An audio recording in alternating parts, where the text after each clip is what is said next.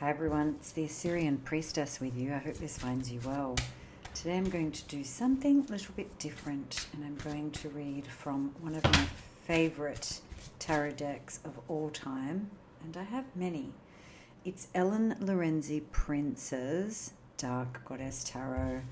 So the first two cards out are Ten of Earth and Hag of Fire. And the part I love the most about this deck is, of course, the artwork is outstanding, but the book is beautiful. So the question I'm going to ask is, what message does the Dark Goddess have for us today? And by dark, we mean deep.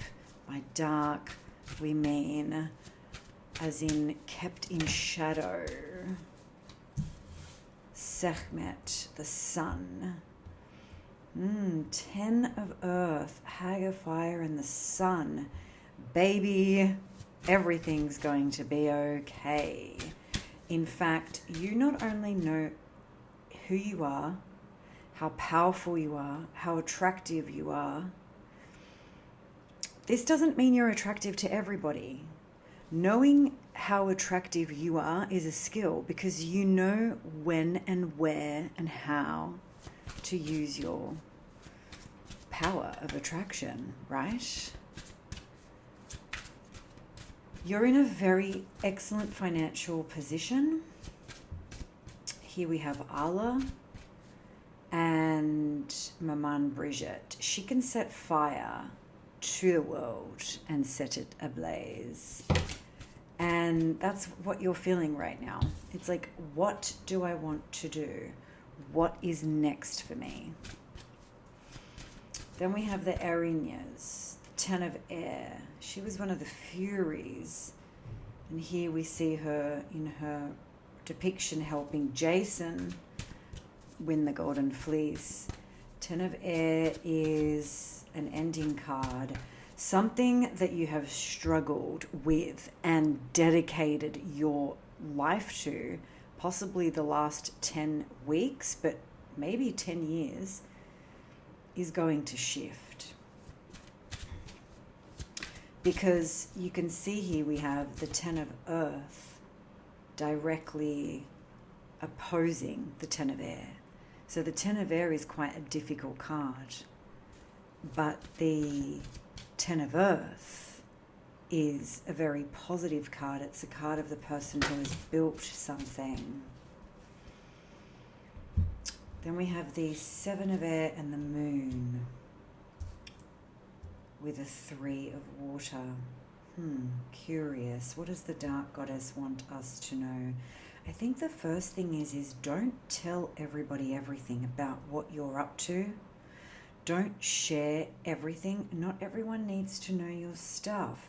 Here we have Laverna, Goddess of Thieves.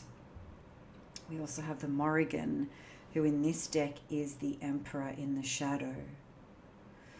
So not everything is set. The wheel is turning because we have the Moon card. So something that you've struggled with and you've kept hidden, you did the right thing by keeping it hidden. But I kind of feel like with Mummy Wata and the Three of Water, you are going to have something to celebrate in community. And you can see these women dancing around the goddess. Next card out, Circe, the Three of Fire, or Kirky, depending on how you pronounce her name. Again, two threes mirroring each other, water and fire, with the goddess Inanna appearing, the Witch of Earth. You're at a place now where you're not only celebrating the end of a cycle. There was a cycle for you for the last 10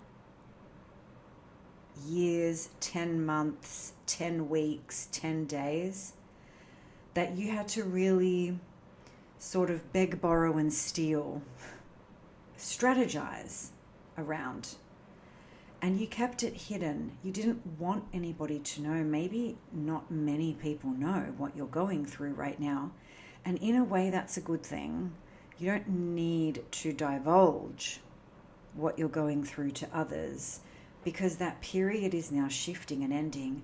There is going to be a real reason to celebrate. And I feel like the real reason to celebrate is linked to the 10 of Pentacles that we saw at the beginning. That you're achieving a financial milestone, and it's going to put you in a position of creativity. Like here we see Circe mixing her brew. She is, a very powerful sorceress. She knows exactly what she wants to do and how to get it. And so does the Witch of Earth, Inanna. Here shown with her consort bowing to her, the great divine one. So it's about something really practical is going to come to pass for you, and it's going to be, I can just see it. You're going to host a party. You're going to host a celebration. This might even be you and your 3 kids. I really see that here. There's a real sense of family, community, joy, ecstasy. Something that you've struggled with will be now ended with a cause for celebration. And here we have the great goddess Hecate. Way too many cards. And Kibali, the Hierophant. Isn't the artwork in this deck beautiful? So Hecate and Kibali, very powerful goddesses. 2 of fire, the way shower. Here Hecate is with the 2 rods, the 2 wands. She is the queen of the crossroads. There is a threshold you're crossing now. I'm excited for you. And it's you're in a real position of power, but there might also be powerful forces called into this celebration. So there might be an institutional power of sorts. You might be purchasing something, signing something, entering into a scenario that requires a document to be signed. The Hierophant isn't just documents to be signed, but it can be, because it's institutional power. Might be a lawyer that you're going to interface with, a very benevolent, kind, helpful person. Yeah, so maybe this celebration is ending a contract or beginning a new one. Look at who we have here, the Morrigan. The Emperor is the final card. You're going to be placed in a position of power. So, you might just be paying off a massive debt. It's finally over, and you're just going to celebrate with some friends, have some drinks, have some laughs. And I really see there are some strong women, actually 3 strong women supporting you. Because we've got that theme of 3. 3 strong women support you, and one of these strong women might be you. A fire sign, an earth sign. The Emperor is definitely a fire sign. The Emperor is also the month of April, the number 4. We've also got May. The Hierophant, I do believe, is Taurus's card. Correct me in the comments. So I feel like April, May, something's going to shift for you. And it's going to be great.